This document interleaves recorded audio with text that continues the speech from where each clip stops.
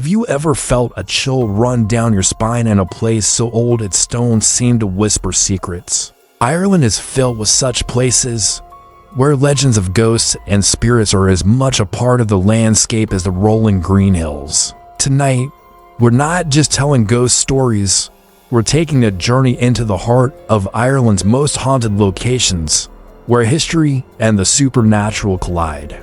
Forget what you think you know about ghosts. We're about to explore the tales that have been passed down through generations. Stories so chilling they might just keep you awake all night. So, dim the lights, get comfortable, and prepare to hear the haunted stories of the Emerald Isle. First, let's travel to Leap Castle in County Offaly, often called the most haunted castle in the world. Its history is soaked in betrayal and bloodshed. The most infamous room is the Bloody Chapel, where a priest was murdered by his own brother during a mass. But that's not the only spirit said to roam its halls. The castle is also home to a terrifying entity known as the Elemental.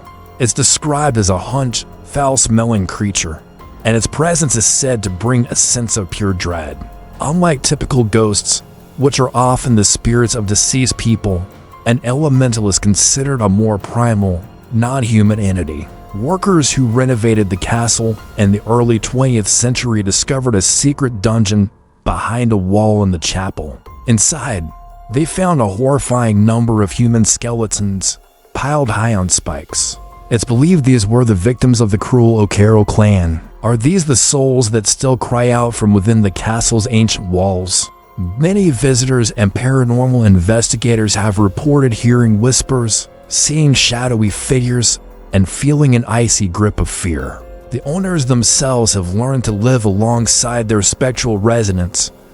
But for the unsuspecting visitor, a night at Leap Castle could be the most terrifying experience of their life. Next, we journey to the rugged coast of County Antrim, to a place of breathtaking beauty and profound sorrow, the ruins of Dunluce Castle.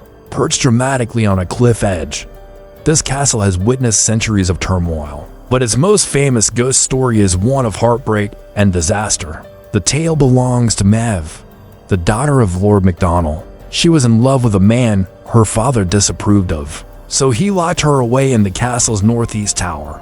One stormy night, her lover came to rescue her in a small boat. They planned to elope to a new life together.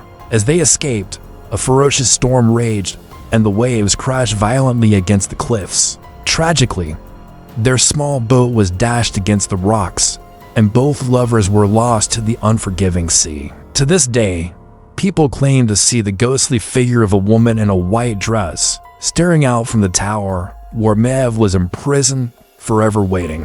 Her sorrowful cries are sometimes heard carried on the wind, a timeless echo of a love that was tragically cut short. But the castle's hauntings don't end there. In 1639, during a grand feast, a section of the castle's kitchen suddenly collapsed and plunged into the sea below, taking the servants with it. Only a single kitchen boy, who was sitting in a corner away from the main area, survived. It's said that on stormy nights, you can still hear the screams of the unfortunate staff as they fell to their doom. Their final moments were played over and over for eternity. Let us move from castles to a place of learning and knowledge, the library at Trinity College, Dublin, home to the famous Book of Kells. This magnificent library is also said to be home to a very particular ghost. Archbishop Marsh, who founded the nearby Marsh's Library, is said to haunt these hallowed halls. The story goes that his beloved niece fell in love with a man the Archbishop deemed unsuitable.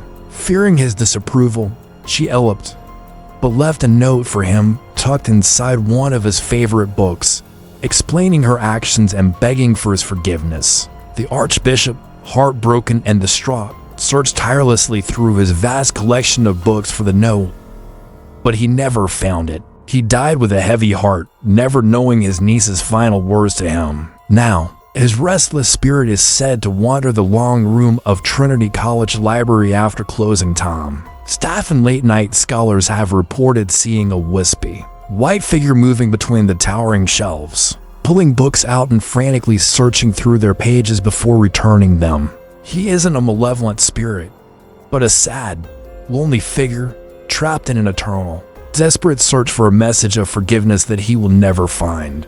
Imagine walking through that silent, majestic library at night, only to see a ghostly figure desperately searching for peace. Our next tale takes us to the bustling city of Dublin and one of its most famous pubs, the Brazen Head. Claiming to be Dublin's oldest pub, dating back to 1198, it's no surprise that it has collected a few ghostly regulars over the centuries. One of its most famous spectral patrons is Robert Emmet, the famous Irish rebel who was executed for treason in 1803. Emmet used the pub as a meeting place to plan his rebellion against British rule. After his failed uprising, he was captured and met a gruesome end. But it seems his spirit couldn't quite leave his favorite watering hole. Patrons and staff have often reported seeing a shadowy figure sitting in his favorite corner, deep in thought, as if still plotting his next move.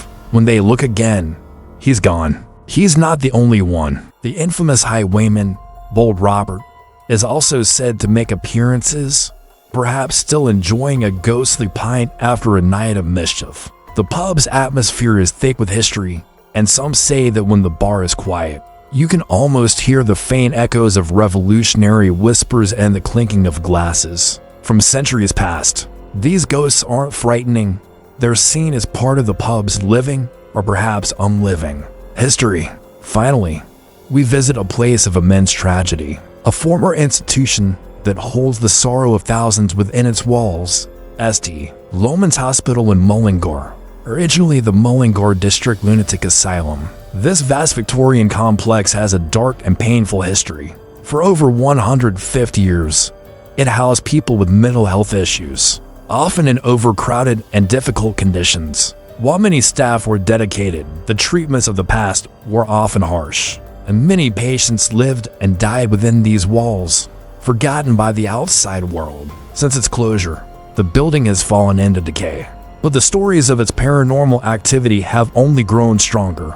Trespassers and paranormal investigators report a huge range of phenomena. They hear disembodied screams echoing down the long, peeling corridors, the sound of children crying in the former children's ward, and the rattling of unseen gurneys. Doors are said to slam shut on their own, and shadowy figures are frequently seen darting in and out of the decaying rooms. One of the most common reports is of a ghostly matron, a stern figure who is said to still patrol the wards, her footsteps echoing in the silence. Perhaps the most poignant is the spirit of a young boy, often seen playing with a ball near a staircase before vanishing. The sheer weight of human suffering that this place witnessed seems to have left a permanent stain, a psychic residue that replays the pain of its former residents. It serves as a haunting reminder of a difficult chapter in Ireland's history. From tragic lovers and murder priests to revolutionary heroes and the forgotten souls of an asylum,